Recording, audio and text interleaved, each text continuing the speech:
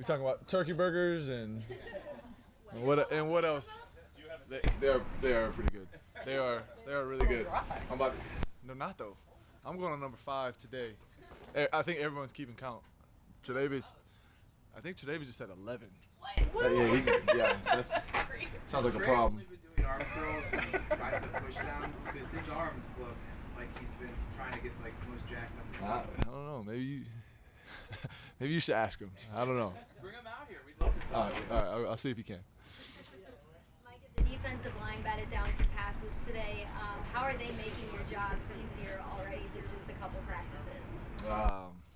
We knew coming into this, obviously through OTAs and minicamp, that defense was gonna be a problem. So, those guys up front, they're working. They got great coaches, great players up there, and so, we know that there's gonna be some opportunities for us on the back end because of it. There's a lot of new guys on the roster. How do you help get them up to speed? There are new guys on the roster, but it doesn't feel like that. We obviously have our guys that have been around here for the last 5-6 years, then sprinkled in a few other guys, but it really doesn't feel like there's that many new guys on the roster. So coming back here it just feels like home. Everyone's joking around, having fun, making fun of each other, and that's how it's always been. As we have all these phases of the off season, and every phase you're kind of working on something different, what is like the kind of specific mindset once you finally get to camp? And how does it differentiate from like OTAs, minicamp, and all that other stuff? Well, I think that training camp is more of like just a mental grind. The mental grind, and also coming together as a team. Throughout OTAs and minicamp, you're there for a few hours. You're hanging out and stuff like that. But we're here all day, every day, working out, practicing together, which is tough. Usually it's hot, but the weather's taking care of us, and then from there having meetings all day, and in between meetings you have breaks, so you can hang out with guys, play cards, get to know people, get to know young guys, and that night you have snack and all that stuff too. So you're just around each other all the time, and then once we get into the dorms, we're also hanging out, doing the same thing. Yeah, I heard guys upstairs yesterday arguing about ping pong. And all that type of stuff. So that's just what we do, and it's fun to be around everybody and get to know everyone, and that's what training camp's for. Mike, I know it's only been a couple days of camp so far, but in those couple days, what more have you learned about Kaiir Elam and just getting to know him more? What more have I learned? I don't think I've learned anything more necessarily. I think first day I met him, you could tell he's just a young guy that's listening and wants to get better. And that's how he's been these first couple of days. He's all ears. He wants to know. He wants to learn from the older guys of how to get better and what to do. So I don't think I've learned anything new. It's just been that's just how he is. Whether if it's meetings, he's sitting next to us. He's asking us questions on the field after each play. He's asking us questions. So I think as a young guy, asking the older guys, how they go about business. Whether if it's after practice, getting some work in or extra film work, stuff like that. How do you develop that chemistry with him and maybe try to speed it up? Is it simply reps, or are there other things you can do? Because certainly you had such great continuity with you, Levi, Trey, yeah. and Poe. Well, I think with Kay, he's been fortunate enough to be put in a position, to whether it's the coaches that we have in the secondary on defense. Or even the players, he's able to step in right now with some guys that have been together for a long time, and so he hears what we're talking about. He hears how we see things in meetings, and so he can paint the picture himself, and just by asking the questions that he asks. So I think I can't speak for him, but I feel like if I'm a young guy in his position, I'd be real fortunate to step in that position, and we're not asking him to be anything that he's not. Just go out there and play your ball. He's gonna have mistakes. Every rookie does. My rookie year. I made a lot of mistakes, but as long as you learn from those mistakes, you'll be fine. Micah, this might be a better question for the coaches, but just being a leader in this secondary, how do you guys balance, maybe not putting too much on his plate right away and not putting too much pressure on him, but also there is a need for him to get up to speed quickly here? Honestly, everybody has a sense of urgency. I feel like with him, obviously being a young guy, like you said, to get up to speed quick.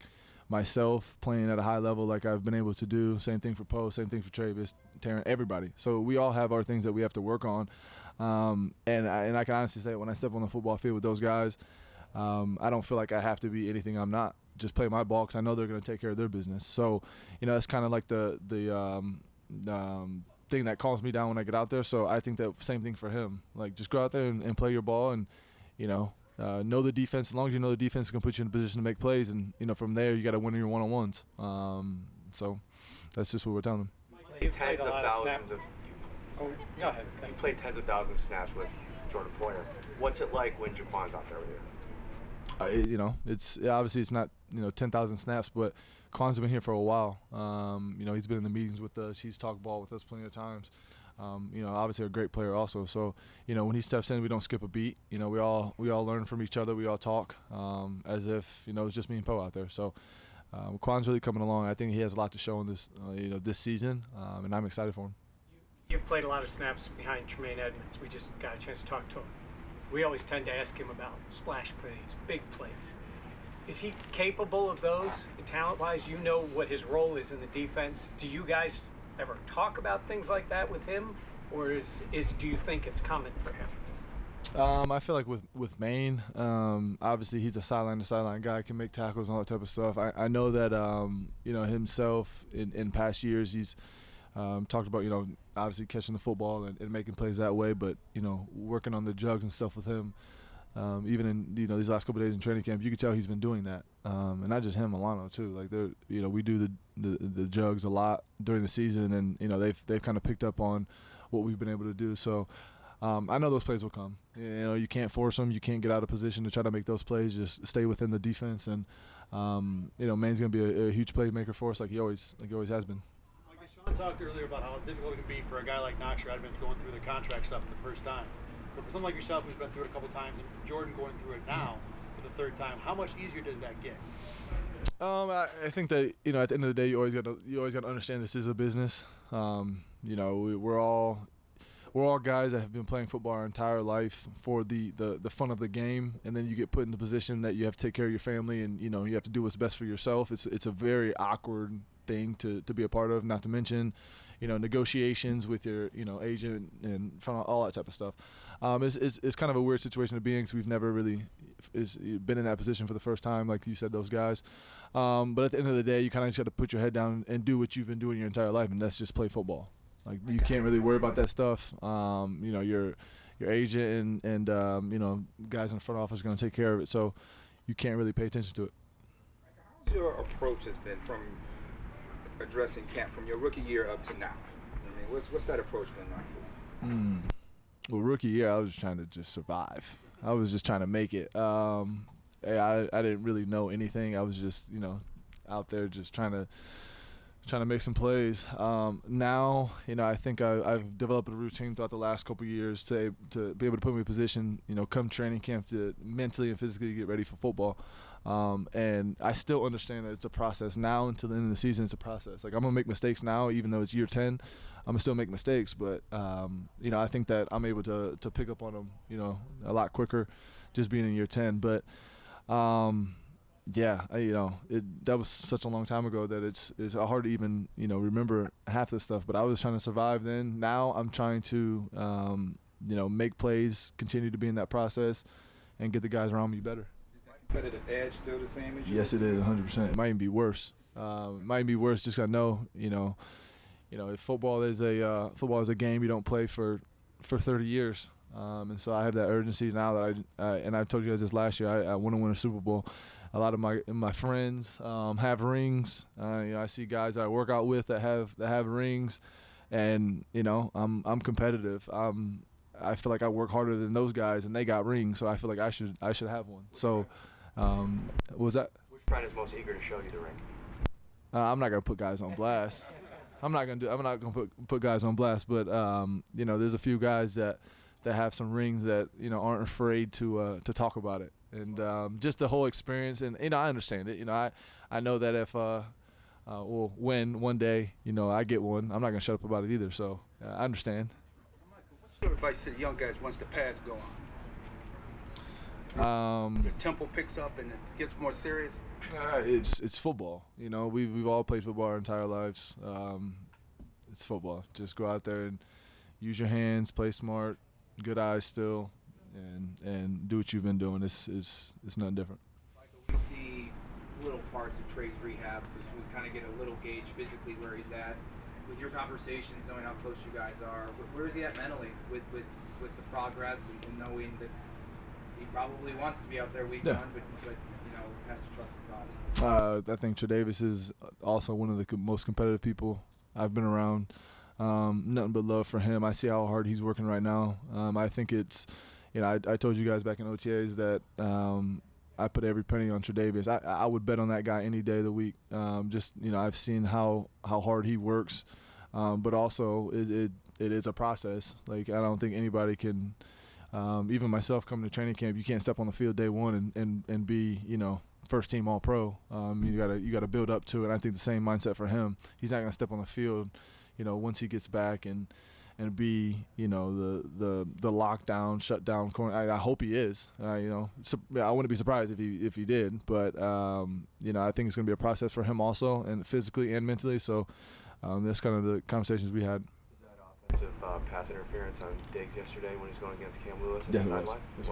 Yeah, it was. You talked about that mental work, that mental prep that goes into training camp. Does it make it any easier knowing, not to bring up the college campus thing again, but like, does it make it any easier knowing that you're kind of getting back to those college days, those roots, maybe trash talking some ping pong with teammates, anything like that?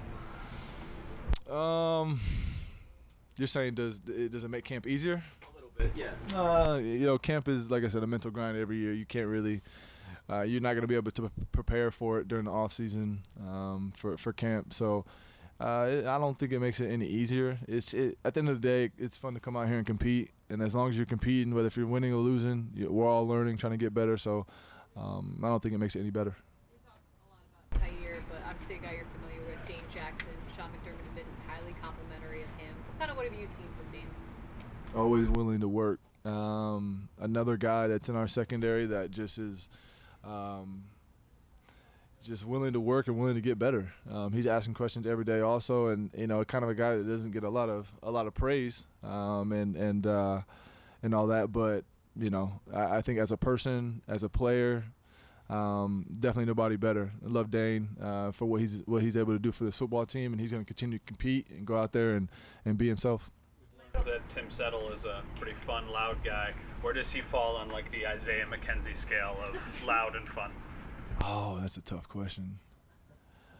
Lil Dirty is loud, but he's like precise with it. Like he knows when to say something to me to get me going. Tim's just always loud. So I think Tim wins the cake for being the loudest, but the most annoying, Lil Dirty for sure. Any Yeah. competition for most annoying, or does he win that? No, he's in the league of his own. Yeah, he's in the major leagues for sure. Yeah. What has it been like to watch Tremaine Edmonds mature? I mean, you've seen him since his rookie season. Yeah. What has it been like to watch him grow? Oh, I think Maine's always had an old soul, just in general. Like, he got drafted at, 19 or 20 or something like that. And honestly, he seems the same now. We were joking around yesterday during a walkthrough, and I was saying how I asked OG how young he was. He said 23. I was like, oh, my gosh, you're 23. That's insane. And he's like, Maine's 24. And I'm like, what? Like, he's been in the league 5 years and he's 24. He's gonna hit year 10 at 29. Like, that's wild. Like, but that's just Maine. And he has an old soul. You know, he came in day one and kind of just quiet and all that. And obviously being the leader of the defense, the middle linebacker, he has to speak up and do that type of stuff. But Maine definitely seems older than what he is. And I think that's why he's gonna play a lot of years in this league and have a long career. You talked about that sense of urgency that guys have on this team already. For players who are coming back from last season, who know what you've been through, who have been through the highs and lows of last season and seasons past, how do you get the younger guys to feel that, the new players to feel that? Well, I think just the conversations we've had in meetings talking about, I think the tough losses always come up. And I say that because we talk about, whether if we're going over defense and we talk about a play that has, we focus in and we talk about that play with urgency, I guess. And, whether if it's like last play of the game and, we reference the Arizona play or, just other plays that have happened over the last 5-6 years since we've been here. I think the young guys understand how I guess how we take it, because with Poe and Tre'Davious and I having being involved with a lot of those plays, we kind of just they can tell how serious we take them. And so, the young guys are definitely learning from that. Is there a guy that's kind of jumped out to you? Like, I know it's very early on, but is there someone that's kind of stood out in that room? Someone that stood out. Well, like you said, it's early, but I would say someone like Cam Lewis always sticks out to me. He's just a guy. He's just he's a dog out there. He just is always working, trying to get better. And he's just another guy in our secondary that's always working and willing to get better. Year 10, how does Micah get better year 10? Keep doing what I do, watching more film on myself and on opponents, and just becoming a better leader.